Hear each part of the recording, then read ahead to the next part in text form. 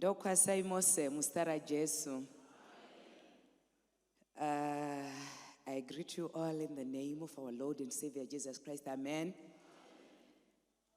Tonight we talk about prayer. Not just prayer, but the power of prayer. Jeremiah chapter 29, verses 12 to 13. I will make use of those two verses, then we'll refer to one of my favorite passages from the book Prayer, written by Ellen G. White. I will read in your hearing in vernacular, Jeremiah chapter 29, verse 12 to 13. Muchadana kwandiri, muchandonyengetera kwandiri, neni ndichakunzwai. Pano tiri kusangana na muprofita Jeremia achinyora kuvanhu vaMwari. Achinyora ari kuvapa assurance yehuvepo hwaMwari mukati mekurarama kwavo. Kwete huvepo hoga, asi anoenda pakuva ashua kuti kana murimwi muchadana kwandiri. Hazvizogumiri pakudana koga, asi muchandonyengetera kwandiri. Uye kana manyengetera, Mwari havasi kuzoramba vakanyarara. Kana tanyengetera, Mwari vanopindura. Sangano rinoti chii? Kana pane chinhu chinorwadza mukati meupenyu huno, kuudza munhu nyaya yako obva aratidza kushayiwa hanya nekusakupa mhinduro nekukurumidza. Ndosaka muchiona kuti kublutikwa paWhatsApp message kunorwadza. Tiripo here? Nekuti une umbo hwekuti kusvika yasvika. And uye kuti munhu waifanira kuivona watoivona. Asi chadecida hechino, I decided not to respond to the message, though the blue ticking is evident enough that the message has been read. But not when it comes to God now. You shall call unto me, and I will answer. The challenge comes when it comes to the answering of our prayers. If you read the book Prayer, it says, sometimes as human beings, we make prayers, we make pleas to God that are not even good for us. Hence, God in His wisdom now will then determine whether it is prudent to answer the prayer at that particular time, or to tarry a little bit and to give us the answer to our prayers when we only need it most. What a God we serve. Zvikanzi muchadana kwandiri. Kana madana, ina handisi kuzoramba ndakanyarara.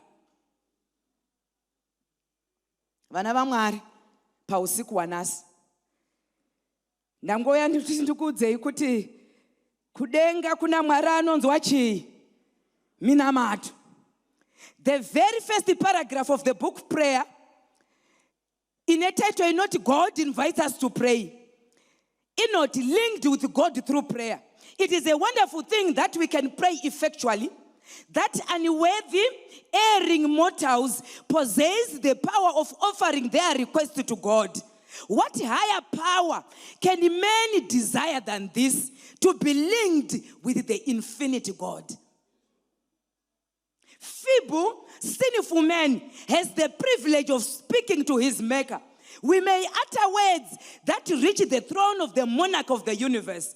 We may speak with Jesus as we walk by the way, and he says, I am at thy right hand.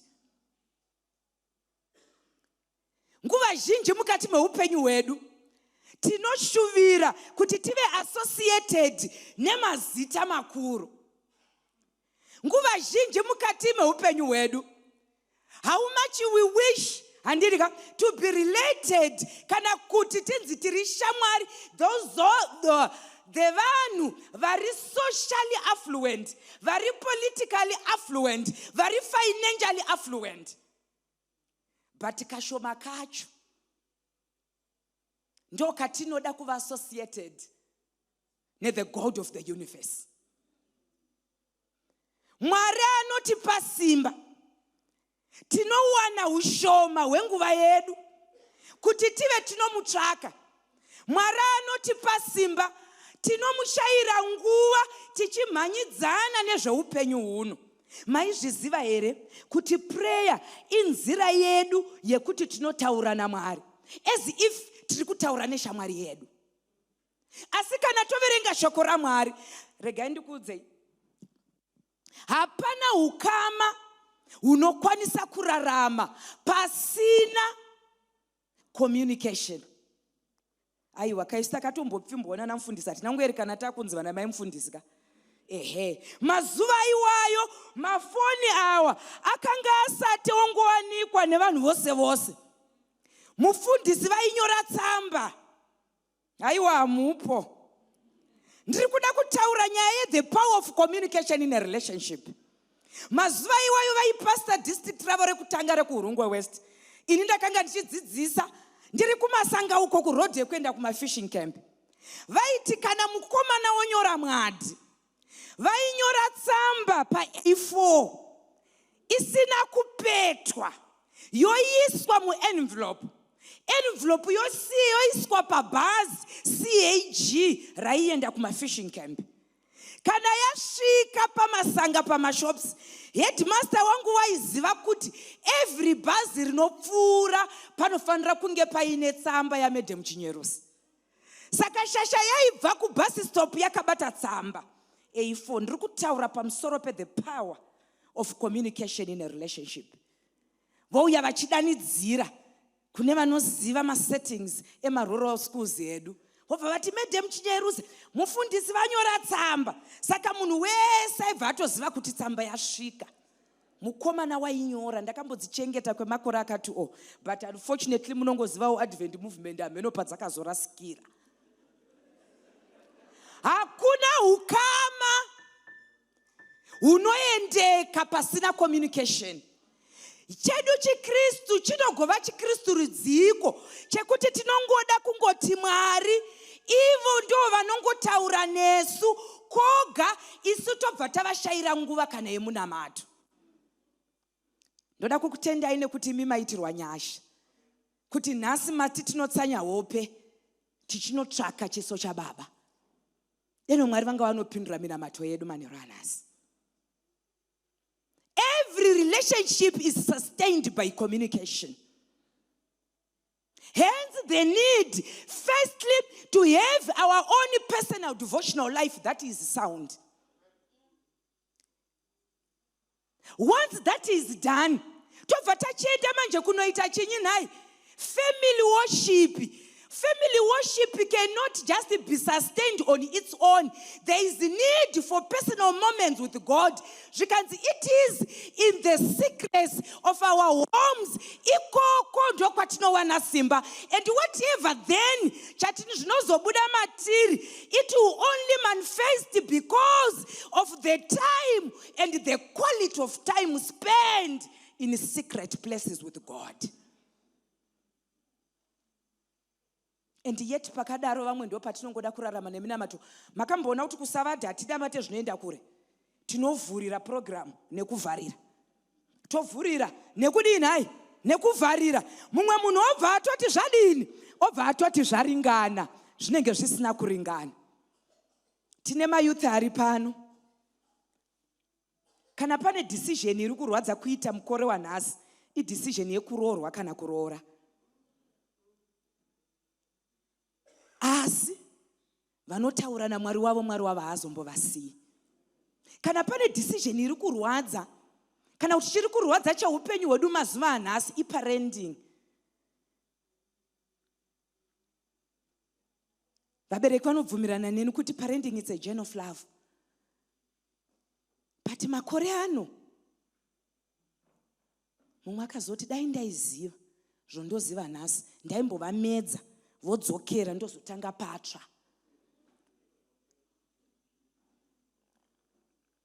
Asi regai ndikuudzei kuti kana tava nesound devotional life, tichigona kuenda kuna Mwari anotivimbisa kuti kana mukadana kwandiri inini ndinopindura.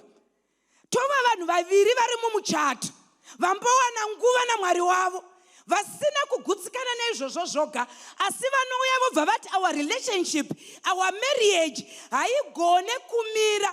Munoziva kuti kana pane chinhu chakanangwa naSatani mazuva ano muchato, asi isu ndo patinovata hope tokanganwa. Zvakanzi nemumwe all night prayer zvezvamboita sei kutsanya chikafu chaicho. Ndikati mainini, pane zvimwe zvichaitika zvichangoda, hamuvudziwi kuti tsanyai. Unotozoerekana dzakuma 4 PM wotozorangarira kuti hauna kudla kubva kuseni. Saka akazongosangana nekameseji akavhiringika. Ndakaona oti usiku hwose ndakasvinura. Ndikati handiti wazvionaka kuti all night prayer unogona kutoita uri 1. Haumbode chechi yose sezvatakaita izvi. Unogona kutoita uri chiinai, uri wega. Asi ndiri kuti tisati tasvika ipapo, tadini ikwe zvino zvichakanaka sezvataita izvi, zvisagumira pano, asi tizvisenge tigoenda nazvo kumisha yedu.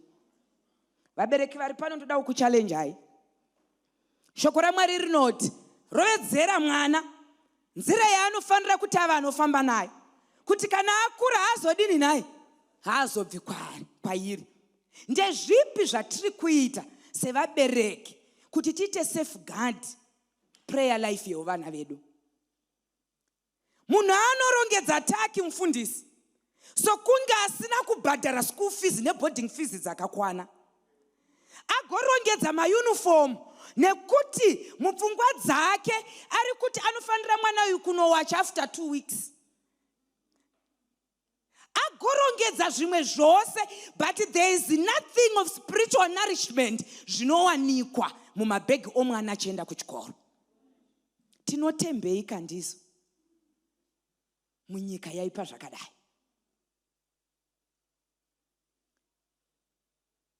Kuchikoro kuna enrollment yevana 700 nevanoravudzira vabva kumisha yakasiyana. Vamwe vari kubva kwakazara vun'anga, vamwe vari kubva kumuprofita maprofita enhema, vamwe vari kubva kunonzi kunamata ndekwevarombo. Isu tiri right, ndo kwatinotumira vana vedu vasina ruzhowa rwekukomberedzwa neshoko raMwari nekuencouragwa munamato.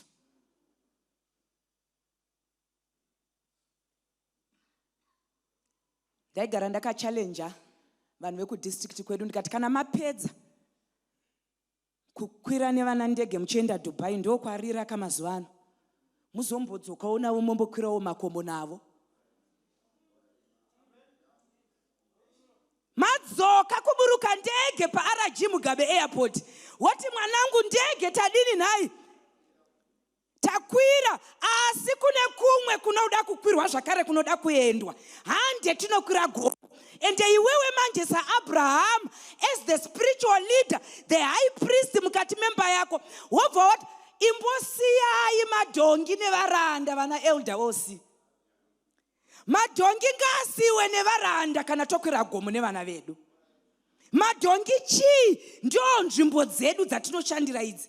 Ndaitozobvunza mumwe ndikati mashandira ako ayo kushaya kana nguva yekuenda kuchechi unofuta sekunge uri shareholder. Kushaya kana nguva so ukangodai zvonzaiwa tiri busy, ukangodai tiri busy. Kana kunzi musangano wemashareholders havambozivi kuti kune vanonzi maizinyemba, havatombozivi kana.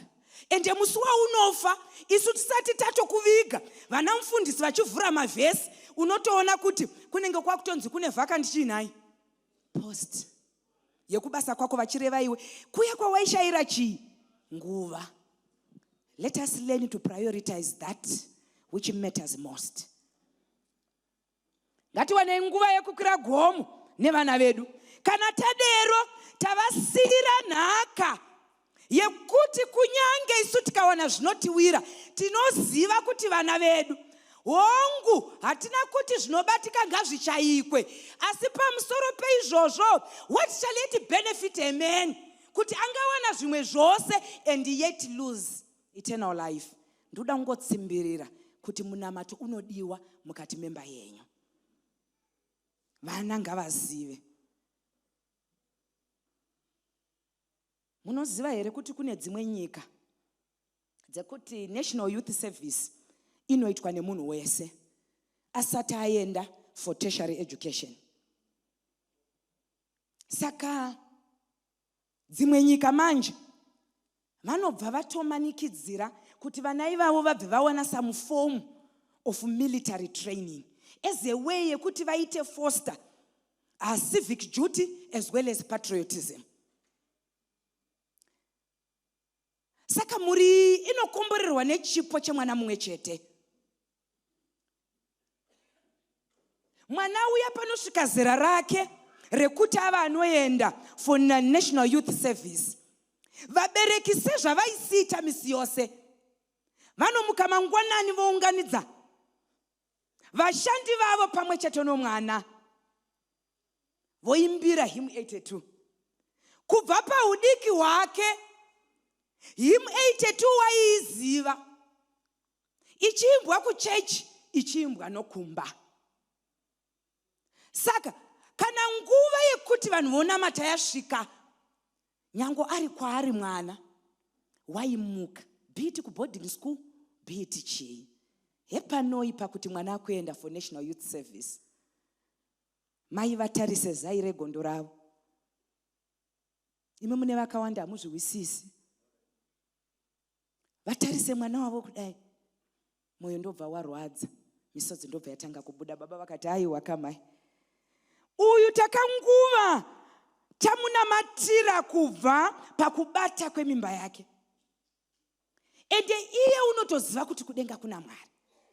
Regai ainde, isu chedu kunamata. Kana Jehovha vakatendera kuti adzoka ari mupenyu, mbiri tinodzosera kwavari. Kana vakatendera kuti azorore, zvakangonaka zvakadaro, kune rumuko rwevatsvene. Mungoziva kuti maeridha pamwe pacho vanokuvindisa so. Saka mai vakakurumidza ndokubva mwana aenda. Sezvineiwo vari ikoko, nyika iya yakabva yapinda mukati mehondo. Pfungwa yavo yaisava yekuti vanhu vavatrenerwe kunopfura pfuti. Yainguva yekungoti vangobatawo maideologies enyika yavo, so kuti nyika yedu iri kubvepi iri kuendepi. Vaya vakati kana mabharaka asisina vanhu, kuna vakomana navasikana vari kuNational Youth Service, ngavadamwe vapiwe zvombo zvekurwa. Saka vakomana vaya vanoenda kunorwa. Mukati mekurwa manje, unogona kukunda, unogona kukundwa. Unogona zvakare kufa, kana kuti unogonawo kusafa. Saka hondo yakatsviriridza. Vanombotanga kavachatumira vananhingi ndo vazodai, vananhingi kune dzimwe nyika unotoona maofficials achiuya neflag, motoziva kuti hakuchina. Mongoya mongosigwa flag kuti ndo zvakaitika tine urombo. Saka hondo yakapera.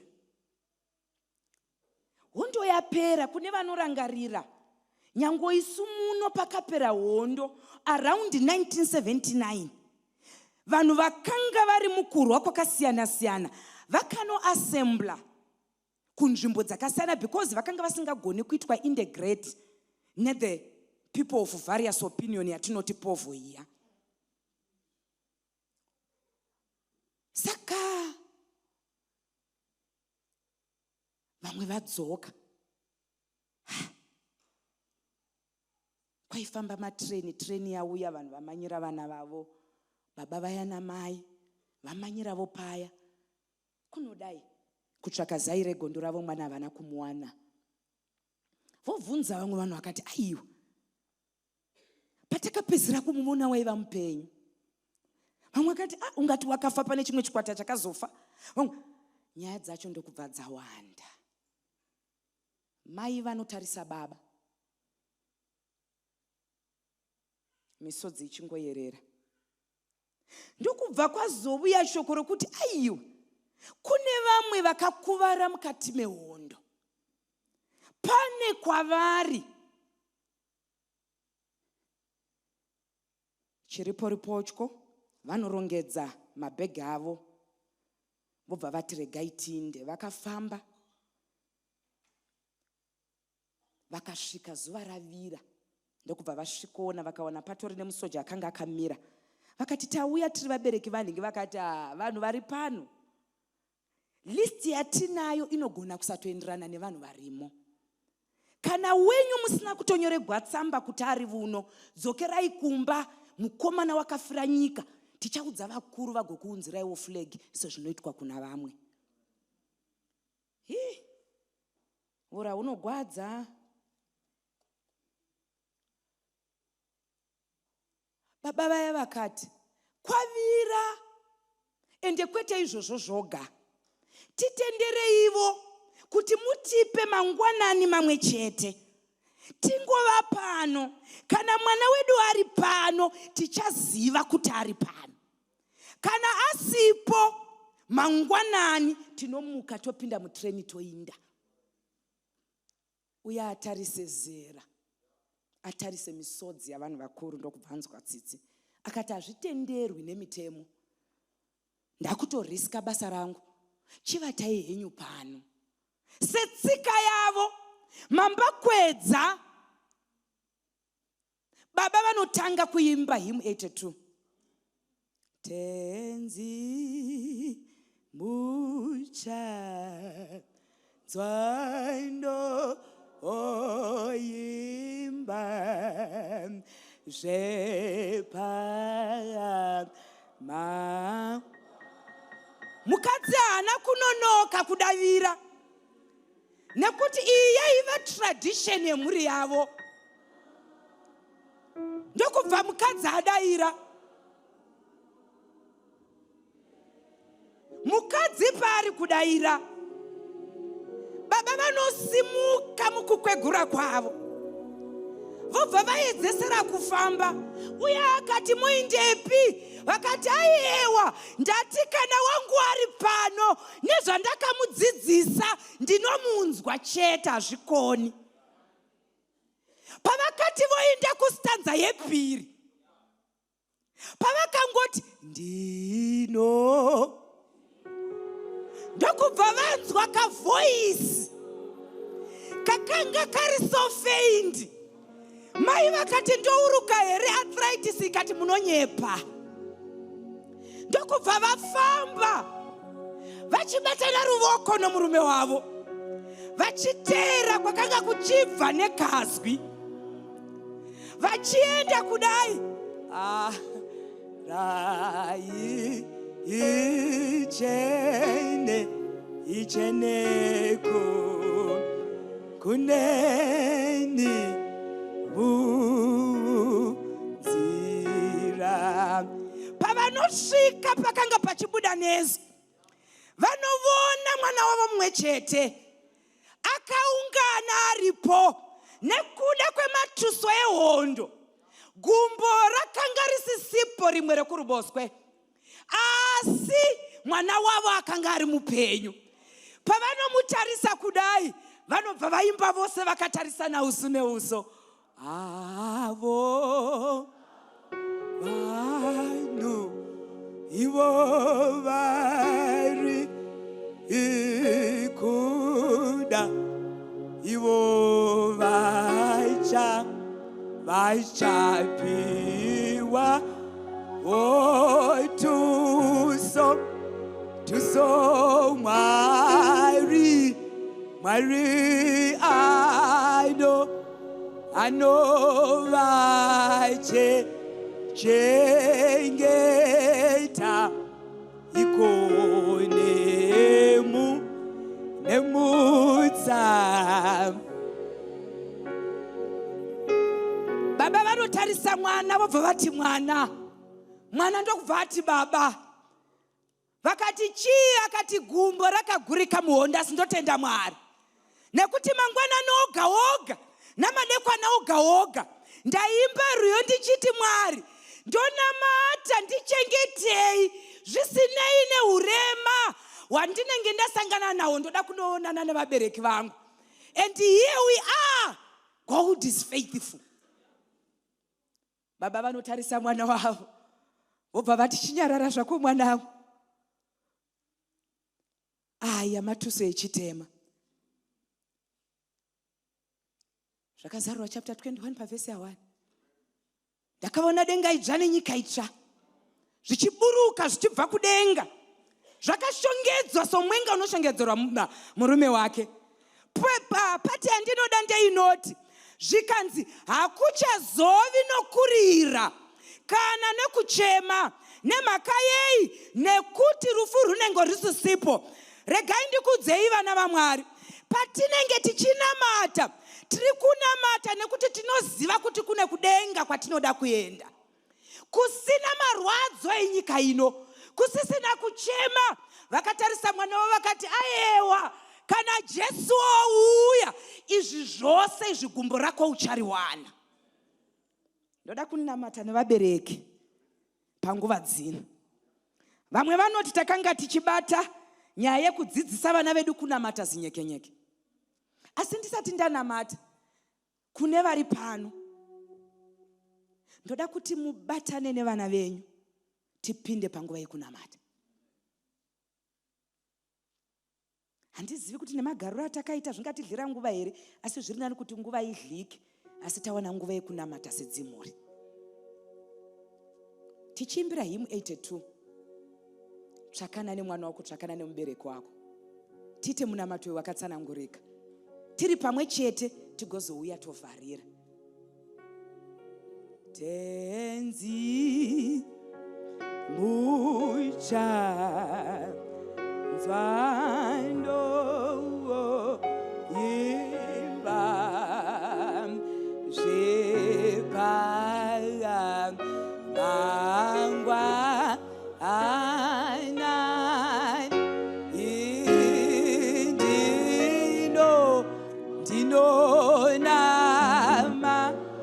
namataku une zvikuita sekunge vanhu vasiri kuonana ndizvo. Ngatibudei panze pakakura tinoonana wema wekumba kwenyamu uzivise aende ndino damwe yeyamu ochene ondeye tonga. Okay, we are now going to pray as families. The challenge is we want to pray for our kids and also want to pray for ourselves as parents for those kids, so that the Lord may give us strength to help our kids to have sound devotional lives. Dino dawe